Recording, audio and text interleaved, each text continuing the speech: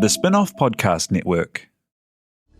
This is Kiwi is back for a brand new season with more inspiring kōrero from special guests including rugby player, father and role model TJ Perenara. My family bring me joy. Rugby brings me joy too, but it's not the same joy as my family brings me. And global dancer and choreographer Kirsten Dodgen. For some reason, people think I'm very intimidating. Listen to the new season of This is Kiwi, brought to you by the Spin-Off Podcast Network in collaboration with KiwiBank. Available now wherever you get your podcasts. Kia ora, I'm Alex Casey, senior writer at The Spin-Off. We wouldn't exist without the ongoing support of our generous members. If you're able to, you can make a donation at thespinoff.co.nz/donate. Yeah, let's talk about Below Deck, But I a could show I've guess. never watched. You've got to watch it. I know, I've heard it. But I Mad, heard Captain mad. Sandy is evil. People hate her. I think love she's her. great. She's a love fantastic her. I boss. think she's terrific.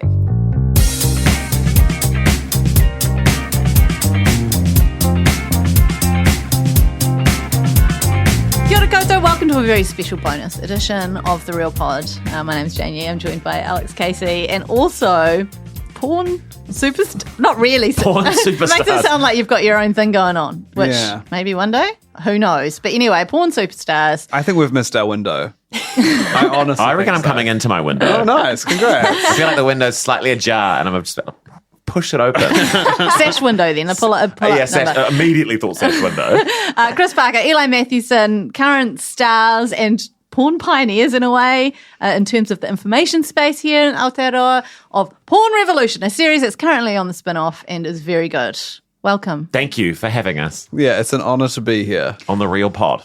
The realest pod in town. It is the real porn today, though. The Real Pod. Oh, is that going to be the title of the episode? As I walked can in be. the door, Jane called me Chris Pornker. And then I spent about 4 minutes trying to think of a Eli clever name. Matthewson. Oh my God. No, it sounds like you masturbate your son. Sorry about that. No. Cut that. Alex and I are trying to be super open-minded and relaxed about it all because sometimes we clam up on this podcast. Sometimes we get a bit clammy. I think we're prudish in nature, but I do want to thank you both because on the Spin-Off we've been doing Porn Week alongside the launch of the show, and I've kind of been shadow puppeting the editing of it, and it has made us all so much more open. The conversations we've been having in this office have been outrageous. Isn't it unbelievable when you just start discussing it, what then opens up? And this is the fascinating thing about the series. We talked to someone who was like, oh, sorry, I'm just holding a big glass bottle. That's what that noise was. Are they doing this in a treasure chest or something? Okay. And it's like, in terms of art forms that discuss gender and sexuality, there's no kind of art form that discusses it the most, like porn. But we have erased that conversation. But now, like, the fact that we're able to kind of bring it into the forefront, it's been really interesting what pops up. And that because porn is like a reflection of society, right? It's always reflecting what's going on in the world. Yes. Whether that's pirates or Marvel superheroes. You don't see a lot of, like, sort of climate crisis porn. Yeah, you know. Well, there's porn out for there. everything, right? There's porn I for think so, everything. You're yeah. right. It's Rule 34. Yeah, there's probably people fucking and then throwing tomato soup on the Van Gogh I painting. actually think Pornhub did that. They did like a environmentally aware porno shot on a beach where there was rubbish everywhere. And they're like, pay for this and we'll pick up this rubbish. If these beaches were clean, this sex would be a lot hotter. But it's not, because you overconsume. Look, we're not going to give any warnings. We're obviously talking about porn. Deal with it. I'm trying to. As part of a tease so that you listen through the episode, Alex and I will be sharing our porn journeys with you guys. You can therapize us a little bit. Amazing. But we'll get some of the sort of the housework out the way first, if you will. Yeah. So first of all, if you want to join in this delightful conversation, please do so in our Discord or in our Facebook group, The Real Pod Corner. The links to those are both in the show notes. But tell us a little bit about how this series came to be and how the hell you got it funded. Yeah. We just have talked about porn for ages, and it's something that like one of the few arenas I think you can do it is like stand-up comedians often talk about their porn habits, and everyone laughs with familiarity, and then you don't talk about it afterwards. And then on our podcasts, which we literally just started doing because two gay men weren't allowed to be on TV at the same time. So we started a podcast to talk about everything and also to catch up on our lives, because when we were teens, we were not out to each other. We were kind of like friends in each other's circles a little bit. Two gay men not talking about it. And we did it until our 20s, and then kind of... We're like, we could do this personally, or we could make this into a podcast. Yeah, exactly. So then we deep dive, and then it is fun to think about what similar websites you were on when you were 16 and not talking about it. And it's so interesting because I feel like in terms of navigating your sexuality, when you're figuring out who you are, like it's just like the conversation around that in the media often is like, and then it took a bit of time for me to figure out who I was, and when I finally came out, but what is erased from that is like the whole thing of being like the sexual desire of sexuality, or like of wanting to bone someone or finding someone hot, and a lot of that navigation comes through just spending a lot of time like alone on the family computer, making sure that no one's walking in. Like, but that's where it's done. It's like it's a mirror back to you, because you are having to search what you want to see, and as you're typing that, you're confirming to yourself, oh, okay, you're searching like, straight guy accidentally has sex with another straight guy. And you begin to reconcile that for yourself, and you start ask yourself questions. So this is definitely like porn is like a real kind of cornerstone thing for a lot of queer people in particular, because that's when you're having this journey of self-discovery, right? Well, because you're not talking about it with your mates, about like, because you're still trying to work it out for yourself, or you haven't come out to them. So you're working it out alone. But it's not just like sitting on your beanbag looking at the ceiling thinking, I might be gay. It's like actively hunting for any penis you can see because you want to see it. I legitimately wonder if it's the same nowadays, because it's like literally, I've been thinking about this recently because Christina Aguilera re-released a new music video for Beautiful, and I remember when Beautiful came out and there was just two guys making out, and they cut it out of when it was on television, they cut it out. Like, so even to see guys kissing, you never saw it. So where else were you going to look? But nowadays, bloody guys are kissing all over the Sure, fucking TV. And Eli strictly watches porn just to see the guys kiss. Just the kissing. Yeah. I just And then you turn it off, right? Yeah. And then I'm done. So you're into the artistic kind of, that romantic kind of storyline. I do like a little bit of romance. And that's something that happens on gay porn, which I don't know if it exists on straight porn, but it's like reality TV. It's like they talk about like they've like seen each other's work and they're finally together, and like sometimes like I've literally watched one where they're like in a rowboat together, just like kind of lying on each other, rowing through the river. The gay porn scene really, I think, figured it out fast. Maybe because the consumers were like giving feedback, or I don't know, but it's a lot like, I put the closest parallels like the wrestling world. So it's sort of half reality, half fantasy. Yes. They profile the porn stars as performers, not as like characters. So then, you might have your favorite, and then eventually they'll like, and they'll be having matches with other wrestlers around. And then eventually there'll be like a collab between your two favorites, and you're like, gold mine. Wow. But I think that's genius in terms of how that works. There's also a thing with gay porn, just to get very into the nitty gritty of it, but like, because if there's like tops and bottoms, there'll be like porn stars who only top and then they'll bottom, and it'll be like such a huge Is that a deal. moment? That's Everyone's talking about it. Yeah. But often because when you go another layer underneath, those porn stars who are strictly tops are often straight, and are doing it for like the money or the stardom, or because they genuinely love it. And so there's a kind of weird discourse around like, I guess this whole conversation around gay men pining after straight guys, which I have a slight theory on that now, that it's because, like there's a lot of straight porn that you watch early, and they're always straight porn stars, that kind of connection is being formed. See, the conversation around gender, sexuality, and then porn is so intrinsically linked. It was so obvious to us to want to do this series. And then as soon as we start talking about it with other people, and because we're both gay, then we realize all our blind spots. Yeah. What was the first moment where you're like, oh, we're missing some stuff here? Like everything.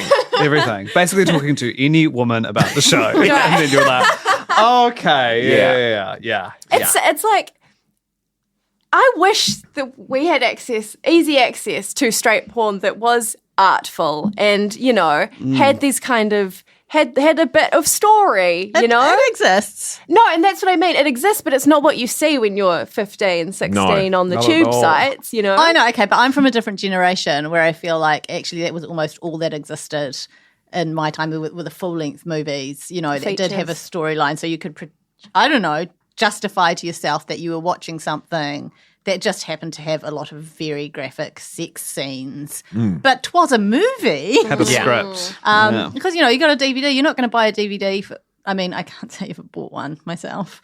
Look at me, already just like backtracking. But, you know, you're not going to buy a DVD for a 5-minute scene, are you? You're going to buy, you want a movie. You want to get your money's worth. It's so You funny. want bloopers. Yeah. Yeah. All the behind the DVD scenes. extras. Yeah. I want to director's commentary. That's what I love about Erica Lust, who I know that you guys did this amazing interview with, which I've actually done a write-through story of now. Additional reporting by Alex Casey, but original interview by Kristen perfect. Eli, Wow, who awesome. is like the most ethical woman in porn. She makes feminist, art house, independent pornography, and much of it is released with behind-the-scenes featurettes and like get to know the Get to know the performers. stars. But that's interesting because you want to know that the performers who are doing the work are like into it. And I feel like that just adds to the experience of viewing. I love when we talk to Jasmine, who's like an OnlyFans creator.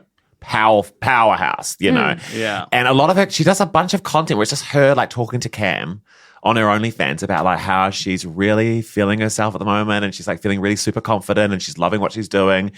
And part of me was like, that's so beautiful as a consumer to hear that from the person whose work you're buying, like to know that they're into it. I feel like it breeds a healthier culture if you're wanting to go down that road and watch that content. It's totally the same as like what you touch on in the show about conscious consumption in all other industries. Like now we Yeah. want like the I made your clothes person, you know, in the factory, like all that kind of stuff. It's all the same thing. I made your porn. I made your porn. I made your porn. Yeah. Putting a face Farm to table. Farm to table. It's interesting to me that you guys have clearly been talking about porn a lot in the series, obviously a lot in conversations amongst yourselves and with your friend groups, and now in the media as you promote the series, and still so much more to say. And you're still kind of like, even in this room, in the first however many minutes it's been of this podcast, can see you going, oh yeah, like little moments all along the way. It was because it's like a lifetime of not talking about it, but it always existing. For me, anyway. And it's endless. There's It's so much of it. And there's nothing like that which has as much cultural impact that we don't talk about. And that's what's fun about the series is we try and land on a sort of call to action, a social awareness campaign around pornography and try and land on just a very like succinct sentence. And it was all brought up by our director, Kate Pryor, who was just like such a genius best. brain to add onto this. And yeah, she was like, it'd be great if you're trying to articulate a very like, yeah, just tight, bite-sized little phrase that we could use that should beautifully sum up our relationship with porn. But it was so hard to land on it because as soon as you feel like you've made your mind up about this topic, you learn something else that completely knocks you off center. And so it's like, it's constantly evolving and it's multifaceted. It's like, it's not just like, it's hard to form sort of one opinion about this topic, which I love about that because it sort of is a great equalizer. You can never sort of be like, you're wrong for that opinion. Yeah, totally. I think it's really cool that you went into it with that attitude because I feel like a lot of stuff made online now, not porn, but commentary stuff is like you have to have the definitive answer on this, and if you are wrong, if you dare to be wrong, you are going to be destroyed forever. And also, I think for people, like I think we're kind of, as much as we have done many things about sex, we're also like a little bit scared of sex. And then sometimes when people are like, I'm a sexpert and I know everything there is to know, you're like, it's hard to listen to because that's not how I feel. No. So I just feel like I'm going to fail the exam. Yeah.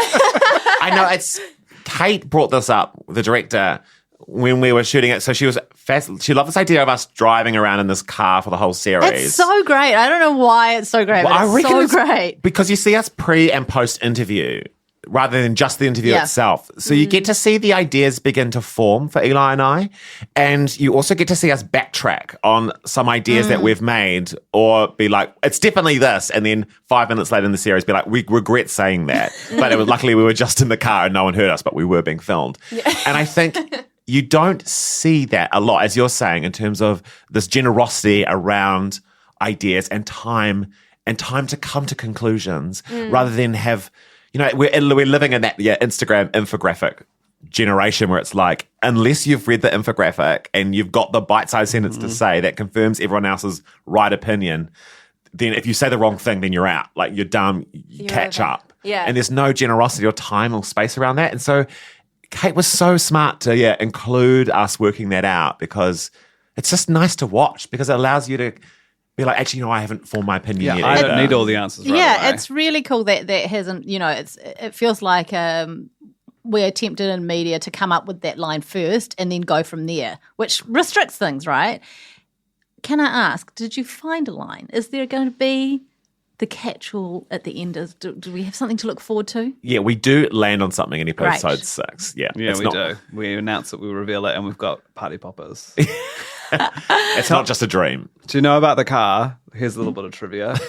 So there were 3 cameras locked in because there was meant to be and originally there was a single shot of Chris and a single shot of me. So Chris was driving his car with just the gap between those 3 cameras. And then eventually they worked out they were only ever going to use one shot, but for months we've been driving around, sometimes at night with 3 cameras in the way. Because some of those shots of me driving around, you're like, it doesn't look like Chris is driving.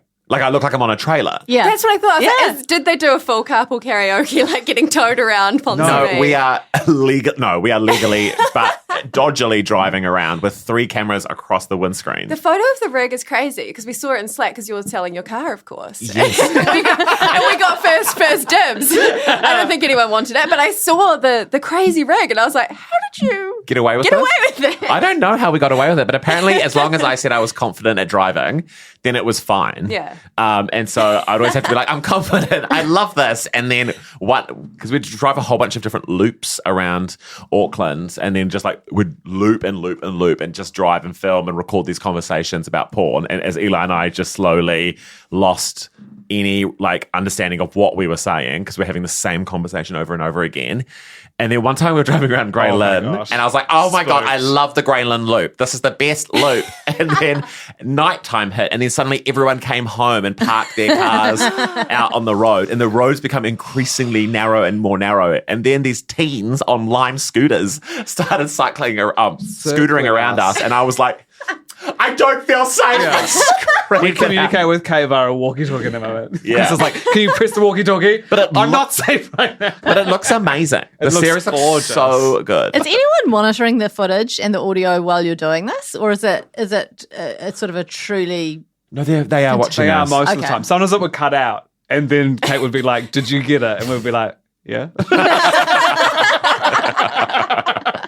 It's so funny to think of you so stressed out while you're also trying to nut out the most complicated You don't even need thing. to think. You can see it. You can see it in my face in some of those series. I'm just frantically checking everywhere I'm looking. But there is this thing about when you're driving or in the car and moving somewhere. It is you do form those great. That's where all those conversations happen. It's literally where everyone comes out. Everyone comes out in a car. Yes. So I came out in a car. Yeah. Did you come? You came in a car. I came out in a car. Yeah. There is that amazing parallel as well where Kate Whitaker in episode 2 talks about one of the best places if you're a parent to have a conversation with your kids is in the car. Because Yes. there's a start point and an end point. But I love when she's like, but don't pick most parents go wrong there and they pick a 2-hour car ride to be we're driving to Nelson. Now, you're not looking at funny websites, are you? And then the kid's stuck in the car for 2 hours. Just make it a 15-minute car ride, because then at least the kid knows they're getting out of the car soon. I was like, that's so considerate. I love that. Okay, I want to bring an extra complication into things because I have a 10-year-old boy, so we're of a time, yeah? And we've had the sex conversation, and that was great fun. But he's on the spectrum. And I don't know what that means. Now that you're experts, can you help? We are not experts. We're not experts. I don't know, how to...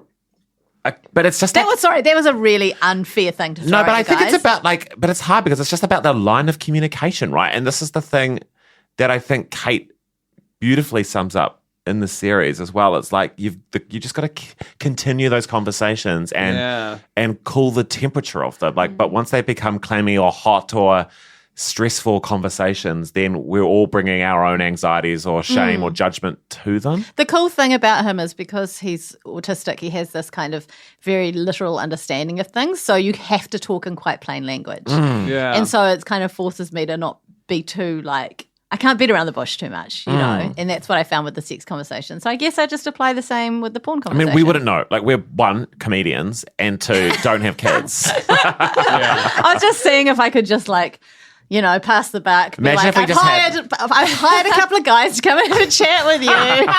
Just play in the This series. Corolla and Just jump in their car and they're going to drive you around Go to the for 15 Greyland minutes. Loop. But it's so funny now that we're like walking around and publicizing the series, and we've got like a couple of our friends who have kids who are like, they're just like low key have the conversation with us, and it's been very. It's like it is sort of cooking in people's minds. Like, how do we broach this conversation? Do you know what it is though? Is having watched episode 2 just this morning, and then I saw the father of my children was like, "You've got to watch this." I actually walked into his workplace and was like, "You've got to watch Chris and Eli's Porn Revolution." And all his workmates looked around. I was like, "To do with the kids. But it gives you a permission as a parent, which is what's really cool, to have that conversation. Yeah. Well, it's about being like, the thing is, as soon as kids have access to the internet, they're going to see it. So it's about accepting that is going to happen. And if that's going to happen, what's going to be better, not talking about it or talking about it? Yeah. But I think it doesn't have to be one conversation as the main thing. It's an ongoing chat. It's a few drives. And the one conversation, because if you build it up too much, that's too stressful. Also, maybe like go to the drive-through at the end of it. Yeah, a little treat. Little some nuggies. Yeah. Some nuggets And of soft serve with the flake. yeah, right. see where you're going. What I actually liked about when rewatching, because we'd seen all the episodes, but I'd sort of forgotten about them, and then we'll sort of rewatch them as they're coming out. And I love at the top of episode 2, we're like talking from our perspective as teenagers, how we could not imagine having that conversation with our parents. And it's like, I was like, oh yeah, it's like, it's so unfair we have to have this conversation because no one wants to have it. Yeah. But it does have to be had in a way, and especially now that it's just all over the internet, and the internet is so readily available all the time. But yeah, it's just like, it's no one's saying that it's easy. Nah. There's a lot more resources now as well, though, that you can not palm off to just like, the experts. No, but it's support. Support. Super Nanny? Was that? Sit on the stairs. Unacceptable. The videos you're watching are unacceptable. I would love to see a dealing with porn episode of Super Nanny. She should just come back and deal with like bratty teenagers and Yeah. like adults. I just want her for my life. I want to tell me off. Just take off your phone. I have a theory. Just listening. I just come up with this. We're basically in our kind of like pod studio car ride right now, and I'm processing. But I reckon there's a window because teens and parents awkward, but that kind of tween age where they still like come in the morning and jump into bed and snuggle with you, and they've still got that really kind of close relationship with you as a parent. That's the time to get it and start the conversation so that when you get to the teens, you've already started it. You don't have to broach it necessarily at an awkward time. Erica Luss has got that on the pornconversation.org. I'm going to say org, where it's like she's got these 3 like what do you call? I can never find the word for it. Like I want to say like database, but it's like PDFs. Love a PDF. For different age groups. So it's like 8 to 11, 12 to 14, Right. 14 to 16. And because those 3 conversations need to happen, but they're different conversations. Right. And so like she's kind of, it's like warming up to it, which is like such a great way to think about it. Resources is a great word. If you need that in Resource is the future. word I'm looking for, not PDF. It's also crazy timing that Erica Lust just released a new TED Talk this Yes, week. I saw Yeah. that. Something's going on. She heard it was Porn Week at the spin-off. Her energy is amazing. We asked her like 3 questions, but each one was like a half-hour answer. I've listened to that whole interview. Yeah. It's so interesting. and she's like, it's so hot. It's so, It's like, so it's hot, really yeah. hot. She's sweating a in lot. like Portugal or something. Barcelona. Oh, Yeah. Looks God, beautiful dream. there. Looks beautiful. Yeah, she's like, I need Kleenex. So good. Do you find it hard staying optimistic with all the financial news in the media? I'm Bernard Hickey, and on my podcast, When the Facts Change, I'm here to help you navigate the ever-changing landscape of economics in Aotearoa. So join the conversation every Friday on When the Facts Change, brought to you by the Spin-Off Podcast Network in partnership with KiwiBet. Talofa Lover. I'm Madeline Chapman, editor at The Spin-Off. If you have the means, consider supporting our high-quality journalism by becoming a Spin-Off member. Sign up now at thespinoff.co.nz/donate. Are you curious about how business can be better?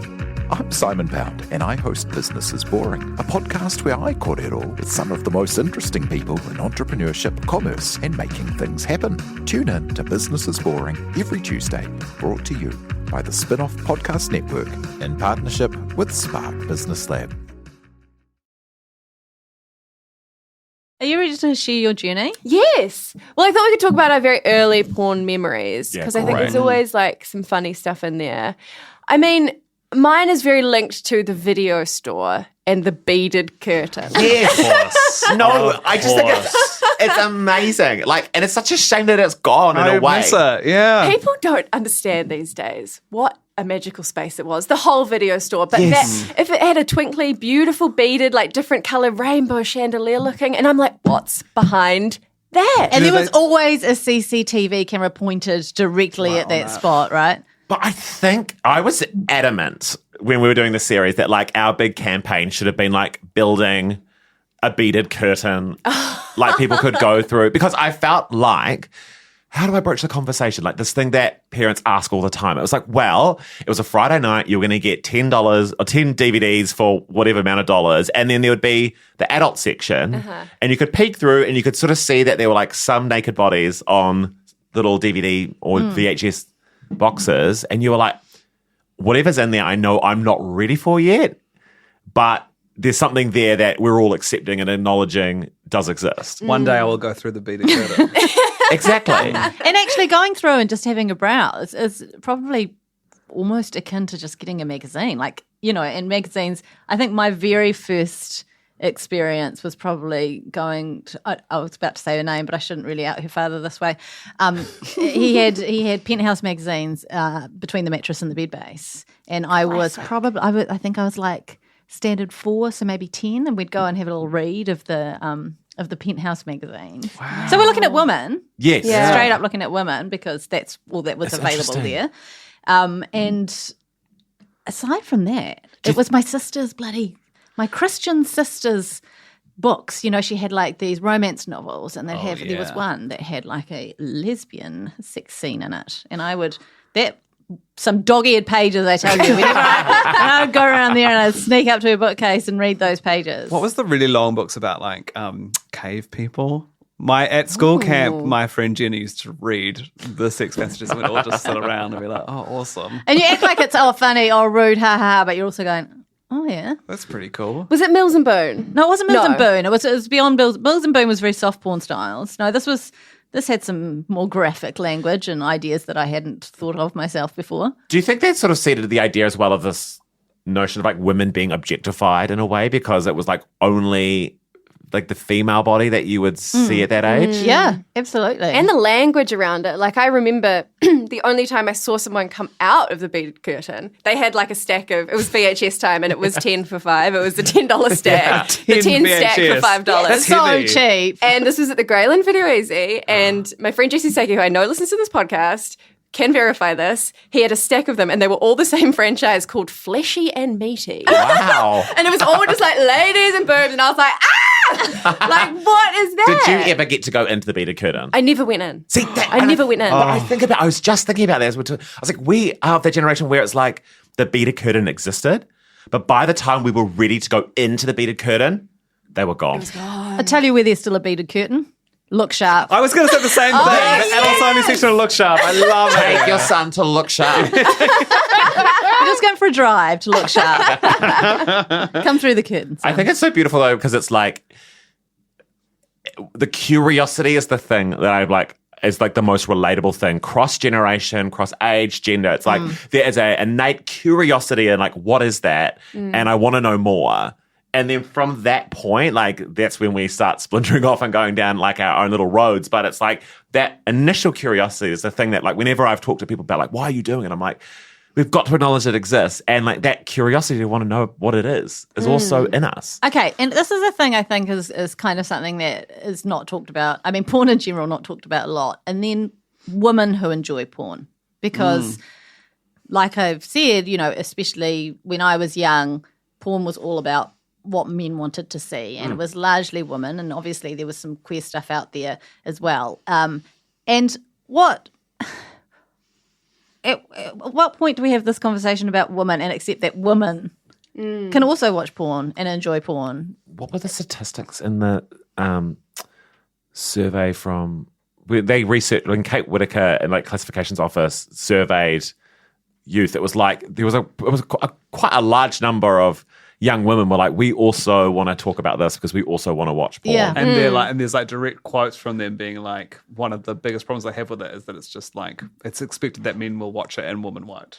It's like, I think we cannot overstate the importance of 50 Shades of Grey in this conversation. oh my gosh, never. Massive mainstream hit for women. Yes. Not pornographic, but extremely erotic. R16, was it R16, R18? I don't remember. So true. Like the impact of that, and like it was probably the first. It was like we can talk about this. Like it's acceptable for some reason. I guess because it was a book first. Going to one media premiere of the second one and just getting like a chalk top and sitting there and you're like, Clint from the edges here. This is all good. You know, like this is crazy. It's crazy. From the edges here. This is all good. But I still want to challenge it a little because I think you've used the word erotic. So when we talk about stuff that women enjoy, it's erotic. And when it's stuff that men enjoy, it's like hardcore, you know? When I saw Erica last, because I used to, like, as a Christian teenager, like, I actually, like, watched straight porn because I was like, I can fix myself, basically. But then when we... How did that work out for you guys? Terribly. But when we looked at Erica Lust's website, which looks like Netflix, it's like beautiful to browse. But I like literally saw just even in the stills, I was like, oh, that's what it actually like. That's what heterosexual sex actually looks like because it's got like like a woman touching herself while being penetrated. Sorry for a trigger. That's quite explicit language. But I was like, I'd never seen that before. You never see it. Wow. I just think we're searching different things. I feel like I see that a lot. I mean, this is probably quite specific to my age range, but as a teenage girl, my interactions with pornography were purely shock. Like it was like Two Girls, One Cup, which you talk about in the show. It was Lemon Party. Oh my God. Lemon Party. It was like a classic game. You'd be like, anyone's seen the new cool website Lemon Party? And you Google it and then it's just like a massive orgy or something. It went on for years. People were still sharing that Who around. knows? I wonder if Lemon Party's still there. I've never heard of Lemon Party. Lemon Party's still there. All these like shock sites. So I think for a long time, that was the only pornographic content I saw, and it was all based on like just genuinely getting a fright. Like, I was Like that video of the car driving down that. yes, and the then scary that lady woman's comes scream. out. Yeah, I was showing Two Girls, One Cup like while we were just like watching funny videos, and then they were like, "Have you seen this?" And I was like, "No," and then they just popped it on. I still have crazy. never seen it.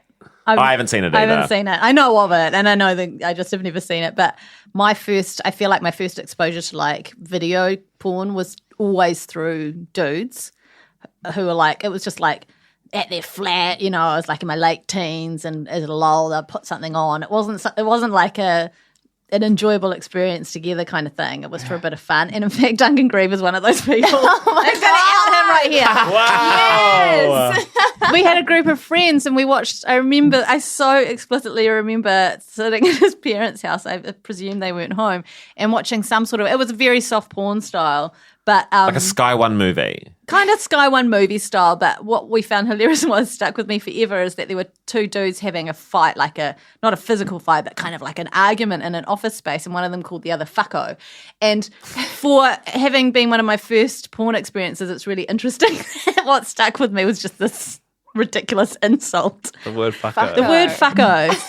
I'm going to use it more. I love it. It's just like, yeah, that like teenage novelty-ness of it, or like it's sort of like the taboo nature of it, and the silliness and the like, the heightened hormones of the time. It's like, I do think that still, you know, it still exists in teenagers today, but like, yeah, and then it just. But then imagine having that same impulse, and then it's like, and then you could see any full-length porn you wanted, and it's like, oh, it just really shifts it. I reckon. Because you're not going. I'm not going up to Dunk. I don't know if it was his DVD, whoever it was. I'm not going up to them afterwards, going, oh, actually, can I borrow that for the weekend? Do you know what I mean? Like in my era, it was a shared experience. You did it for a lull, and part of me would definitely have been love to just watch that on my own sometime, but I didn't. It was dial-up, family computers. You know, it just wasn't. It was the fact that we couldn't get our hands on it. Yeah. Which meant that we have this sort of We watched it in group scenarios. I wrote stories. I wrote my own erotic fiction. Fan fiction or original I was characters? quite a horny young thing. This is really so Beautiful. mortifying for my parents. No, I mean, I know when we moved house, and I remember it was our old house, so it was definitely pre-13. I reckon like 11, 12, I was writing dirty. And I had facts all wrong. All wrong. People, When the facts change. men always orgasmed as soon as the penis went in. Like that was the moment That's of not, I climax. was necessarily wrong. For some that may be true, but that was like how I believed the biology of it all worked.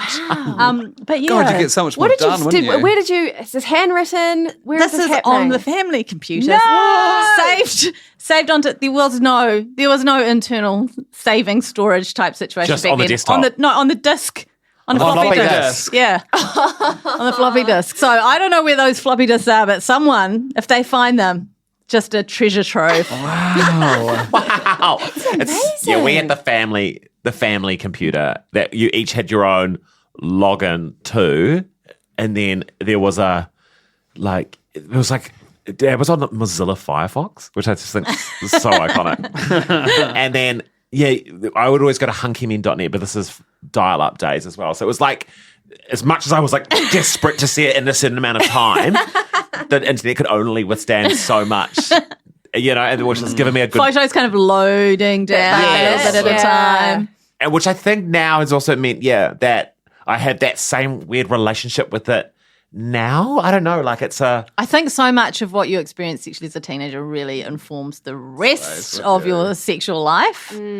Totally. And Because there's that weird, I guess, again, it's something that perhaps the current generation, sorry to talk like such a fucking boomer, but that the current generation wouldn't understand is that kind of that anxiety about being caught. Yes. And it kind of weirdly feeds into the excitement because I'm sure there's a lot of people, young people who experience that now still, but there's also a lot who've just got like a computer in their bedroom or a phone that they can just tap into at any time or wait till mum and dad have gone to sleep. Whereas for us, it was like the computer that goes very, very slowly in the middle of the living room. Yeah. Ours was between the kitchen and the dining room, right there. I know, ours was by like the toilet that everyone used.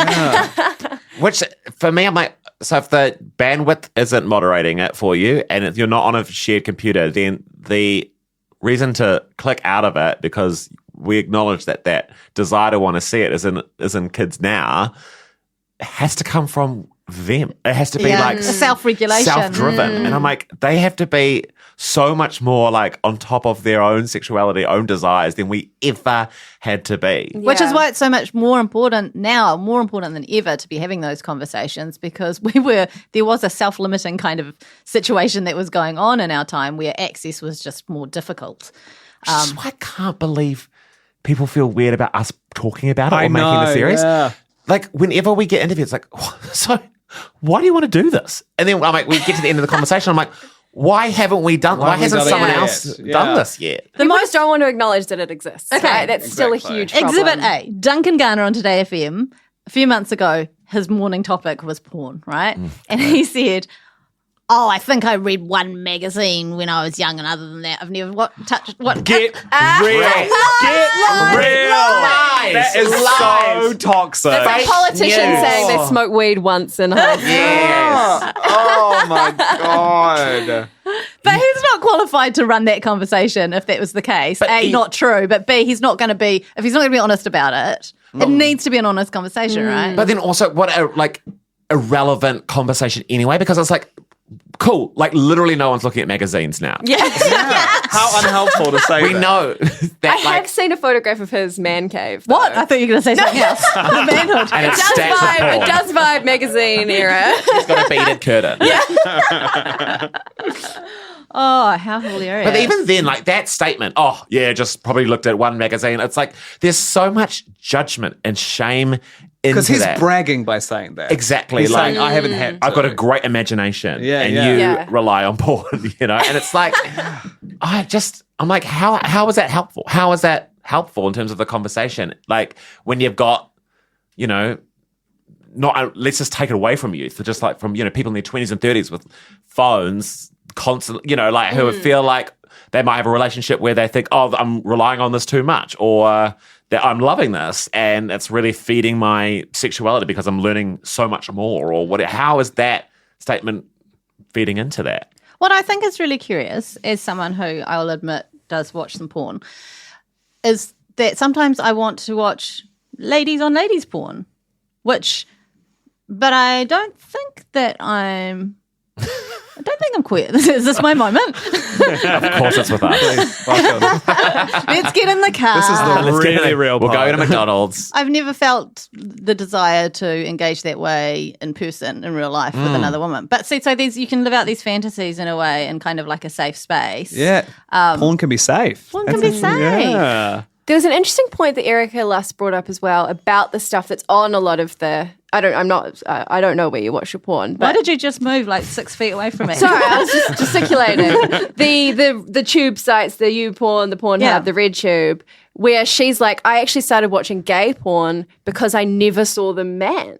In Yeah. a lot of these things, you just see a penis or just something else. And I think it's really interesting that it's like, it's a space to watch other things to get what you need. But she also saw that there was a massive need, which is why she built her own Empire. massive empire. And it's genius. Like, it's So genius, smart. the idea. I know, because I had this big, thought, making the series. I was like, so when, just when you think about, the homophobia inside of, some straight cultures, it's like, this whole, no homo culture, don't even, hug your bro. But yeah, I'm like, I think it's assumption here, but those guys probably are watching porn. And when they see an aroused man on camera, what is the attitude towards that? I'm like, I would love to sit down and figure that one out, because I'm like, you're definitely seeing him get pleasured and he's having sex, albeit probably maybe often quite aggressive as well. And so it's a dominant. But I'm like, are you the man there, or are you a bird on the An observer. a bird fly on the wall. Are you a bird on a bird wall? on the Open the wire. window. Are you a bird in a branch by a window? Are you a bird on a wire? Great tune. Are you a fly on a wire? That's really interesting, because also a lot of porn that I've seen that is, heterosexual porn, you see the woman's face, but you don't see the man's face. And it's not necessarily a POV type thing. It can be like that, very deliberately not showing the man's face. And is that because it might make it too real or too observational for other men who don't want to admit they actually quite like seeing a bit of pain? This is the thing. I'm just and then once you begin to ask yourself those questions, I'm like, then you become even more conscious about what you're viewing, which I do think in turn helps you in your relationship with it. But if you're just coming at it blind and just sort of clicking away on Pornhub, then it's this never-ending chase for what you're looking for, but you don't know what you're looking for. I think a real tell would be, what are you putting into your search bar? Yeah. You know, when you're on the site and you're looking Exactly. for something in particular, what is it you're looking for? But I think my attitude to pornography has changed radically since Twitter, and since the great migration from Tumblr to Twitter, and now I get all my porn through Twitter. I didn't know this was a thing It's till this huge. week. And it may end this week. And it may so end. you gotta, So I think Get it in will, when I can. it will go somewhere else. But it's and then it's become this thing of these creators, which naturally it's ended up in this way any of our entertainment has, where it's this is my page and this is my OnlyFans page. And so then you start following them, and then, you're like, I want to see what else they're doing, behind their paywall. So you subscribe to their OnlyFans for 1 month and then see it all. And then it's it's beginning to skew my, it's not this sort of nameless porn star now. It's becoming it feels more weirdly amateur in a way, even though it's professional. Yeah. And I'm I don't know what that's doing to me, but I'm sort of stepping back from it and having a little think, because I'm well, is that now does that play into this voyeurism thing, or is that emotionally cheating, or is that all this kind of complex layers that True. and now is there an expectation that porn is shot on an iPhone, and does that steer away from it being erotica and fantasy because we want it to feel as real as possible? I quite like just people collaborating with other people. Yeah. And then if they keep collaborating with the same people, you're like, oh, they must really like each other. Like that is to me, because to me it's like my search terms. I can't remember the last time I used search terms. For me, it's just like, I'll look at a creator that I know and then maybe follow them to some other links and then like, maybe find a new person that I haven't seen. And it's all, I'm a thumbnail girl. You are interesting. I go through, but I almost never get what I want. No, and it's only very recently. Try some search terms. What? No, it's the platform. It's the platforms that are the problem, which is a huge realization that I've had. It's amazing, isn't it? isn't it crazy? When you You're learn like, about mind this one's got porn in the name. when you learn that there's this one scary company that owns everything and there's no regulation and they're pirating people's work and they're like not paying their work, all this stuff. In your series, someone referred to it as like Facebook, but worse. If you thought, like Meta, but worse. Like if you thought that was possibly a thing, here it is. Yeah. And so you're like, oh, okay, maybe that's why I've only ever been exposed to the most like quite freaky, aggressive, shocking, like the most outrageous, violent titles because it's based on an algorithm. It's like anything else. They just want to try and get your clicks and get you there. And that's why I think you there. That's why I think the Step family. So, like in the top this is the weirdest fact that we learned, which is like in the top 200 Pornhub videos in New Zealand, almost half are Step family. What is up with the Step family But thing? I don't know if that's a fantasy that people are into or if it's just a thing that you click because it's got a catchy. The storyline is very simply summed up, and you're like, oh, yep, sounds interesting. But it's kind of self-perpetuating, right? Because if there's more of it there and you're a thumbnail girl or guy and you just click what's there, you're not then caring about the title. No, and the algorithm's then going, okay, this person likes Steps. And then, then there's a demand for Step family stuff. I just want more data. That like literally like after the series, I was like, we need another survey. Like we don't have the time. Like we want to be comedians, but like I just desperately want like whenever you get more data on it, you're like, this is just so enlightening. And I think it is stuff like, are you do you read the title of the video you're watching? Yeah. So that we can go, okay, well then yes, Step porn is like in the top 100, but we also know that 70% or whatever aren't reading the title. So need some focus groups, some bickies and a cup of tea. Like What census? the next census. but it's sealed. Yeah, the sealed. You just sort of follow all the. So good. The sexist. Yes. I just think the more data the better because it's like it's just so funny because it's stuff that you work out on your own. And then when we begin to share it, we're like, and we start pointing the finger at each other, realizing that, there are similarities or this is a big part of our culture that we haven't been discussing, but because we've been working it out privately. But MindGeek have the intel. Right. MindGeek, no. Well, They know. That's also why our show is like us learning in open minds because you can't come to a conclusion because there isn't enough information yet. Yeah. And so the media that's been out there in the past being like, sex addiction is ruining everyone's life and no one can get an erection because of porn is coming to a conclusion from inconclusive data. I want to know more about couples and their relationship with porn because I feel like it's also something that you do Privately. You might be in a very sexually active relationship, but the porn's something that you maybe don't even tell your partner that you engage with.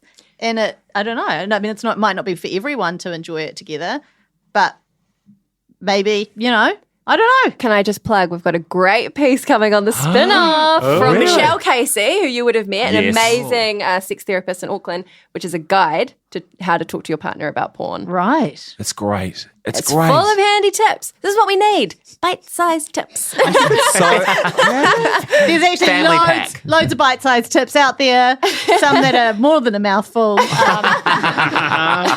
you're right, because it is this very solitary thing. Yeah, well, and it doesn't have Does to it be. have to be? But maybe you find you want it to be, and that's okay too, right? Like, I think it's all up for grabs. Well, it's about as well understanding your own relationship with her. So how do you feel about it? Because it's like, for me, I'm like, I think maybe because of my time in the closet, I'm like looking for any pocket of shame in my life and being like, I'm done with that level of shame. Sure. And like pornography was a big one for me. I was like, I'm done with it feeling like I should be shamed about this. Like, I don't want to have shame for something that I'm choosing to do. So I want to eradicate that shame. And so, I'm like, that meant that I've had a conversation with my partner about it because I'm just like, I don't want to be like doing anything like privately and keeping secrets and feeling bad about it. But I'm like, if you feel good about watching porn when your partner's around, if you're doing long distance or whatever, then I feel like that's your relationship with it. It Granted. could be such a nice thing for a relationship because porn is about your fantasies and you kind of want to know each other's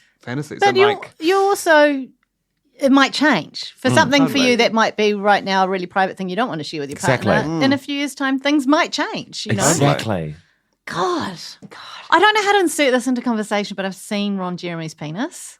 Ron Jeremy. Ron Jeremy is the hedgehog. He was the big porn star of the Yeah, I know 80s, who that 90s is, kind of yeah. era. Did you see it in person?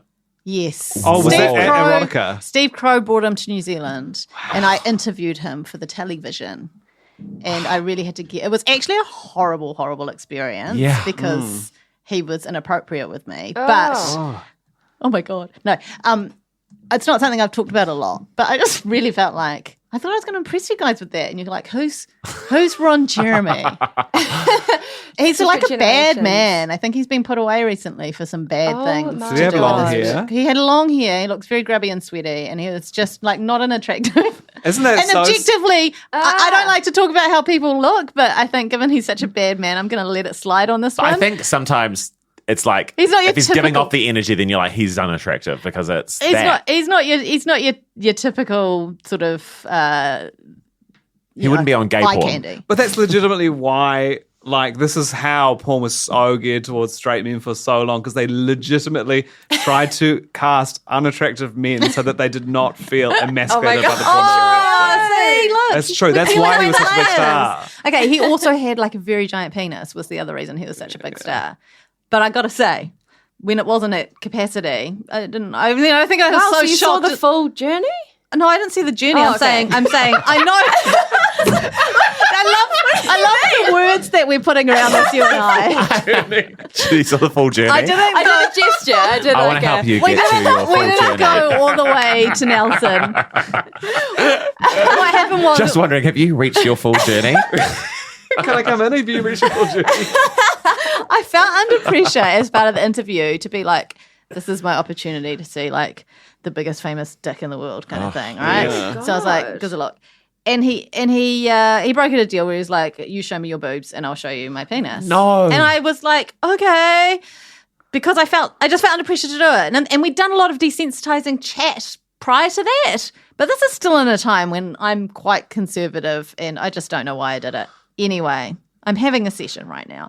But anyway, saw it, flattered, to use a technical term. At the beginning of its journey. Beginning.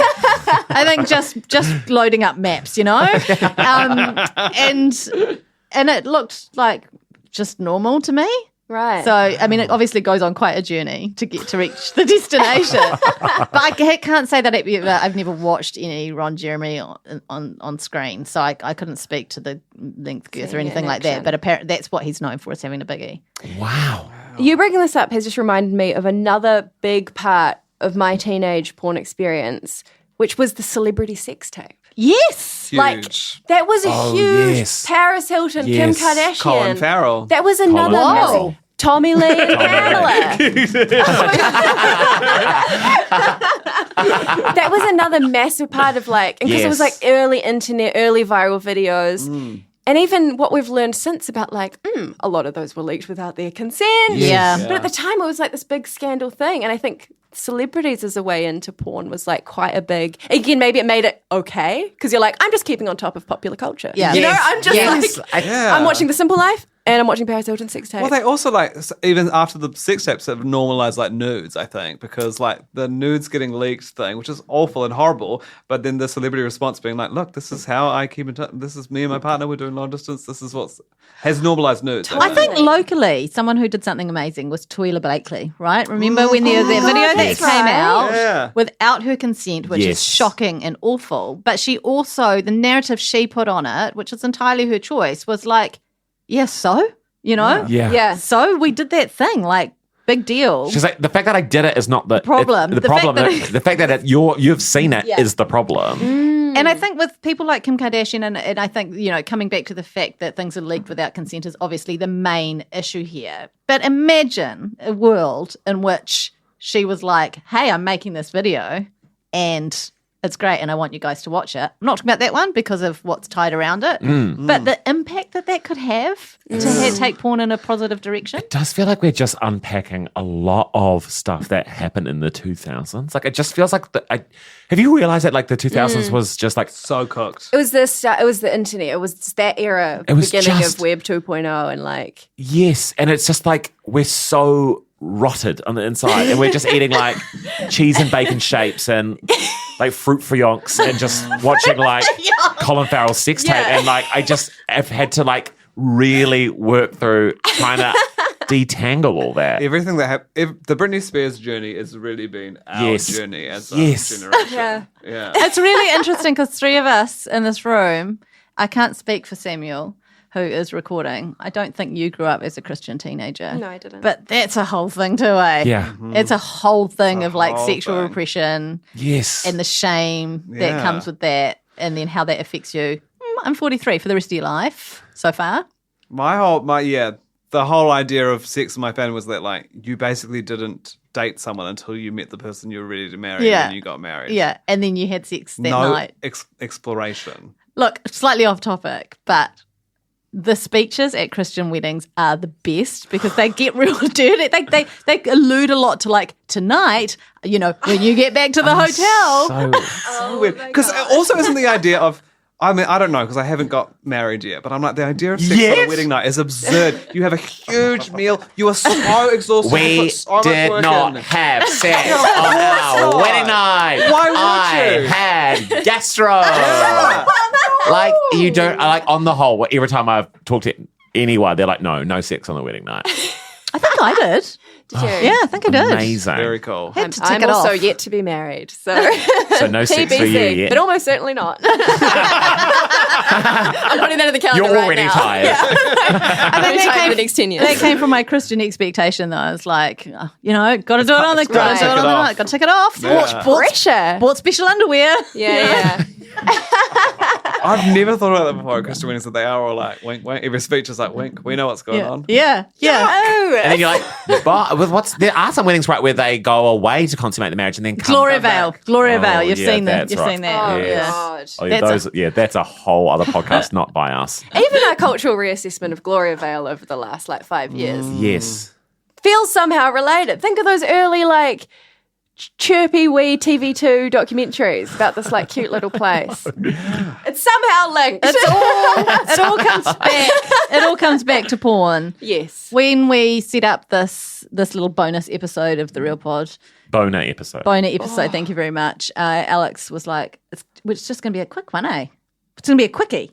And look at us. How long is it? We've been is it? going at it for an hour. Wow. That's a good run. That's a journey. When we filmed, there's an episode where we talk to our friends about porn, and we're like, we just need a couple of clips, so it won't be too long, and we just went on all night about it because it's just once you start these conversations and bring whatever you want to bring to these conversations, there is stuff that we still have not shared or whatever because we just don't feel comfortable yet. But it's once you start having those conversations, it's you unearth this incredible conversation that also feeds you in your own relationship with it, I feel like. I think you guys have done a real service for a lot of people, including myself. Because yes, we do clam up, don't we? Often, Alex, do. and we on our regular podcast. I can't say penis. Oh, I can say bum. I'm totally fine to say Well, bum. we've had this, but I feel Jen's like got a penis, she said. I don't have a penis. First the back to the front. No.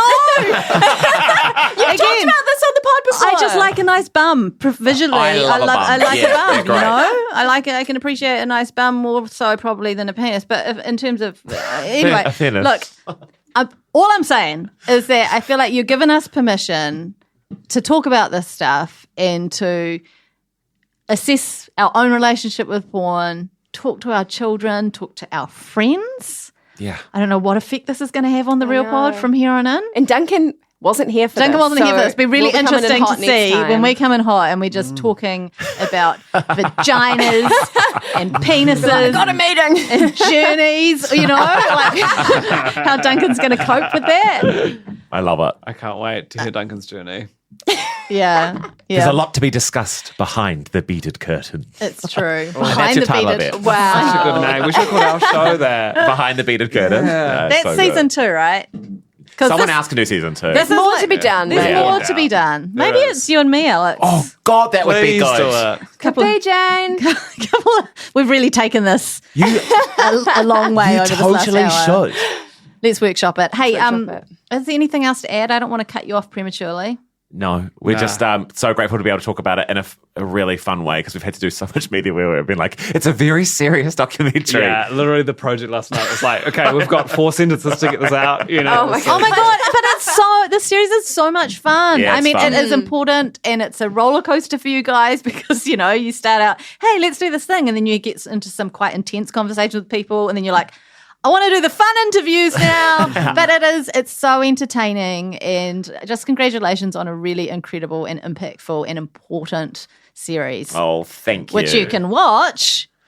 at the spinoff.co.nz. Either of those is fine. Actually, On we YouTube. own, we own the .com as well. We honestly don't know like where people are watching it because they're like scared to put it on Instagram and gets taken down. So we just watch it.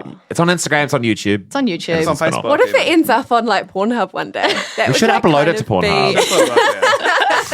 That is not a dumb idea. I feel it's so weird when Pornhub starts censoring like oh, this is far too clean for us. Nowhere near enough penis in here. Thank you so much, Chris and Eli. You're doing, I was going to say the Lord's work, but I don't know. Someone is would his probably work. argue with that, all right? He started it. He did start it. It's all his fault. He shouldn't have made us. He didn't want to. Thank you so much. We appreciate Kia ora, this is Toby Manhire, here to urge you to tune in to Gone by Lunchtime, a podcast with me, Annabelle Lee Mather and Ben Thomas, tackling the world of New Zealand politics, from policy to polling, from scandal to psychodrama. Listen to Gone by Lunchtime, brought to you by the Spin-Off Podcast Network, wherever good pods are sold. Kia ora e te iwi, Te Aihe Butler here, podcast manager at The Spin-Off. If you enjoy listening to our podcasts, consider supporting our mahi by signing up to become a Spin-Off member at thespinoff.co.nz/donate. your time and your openness. The Spin-Off Podcast Network.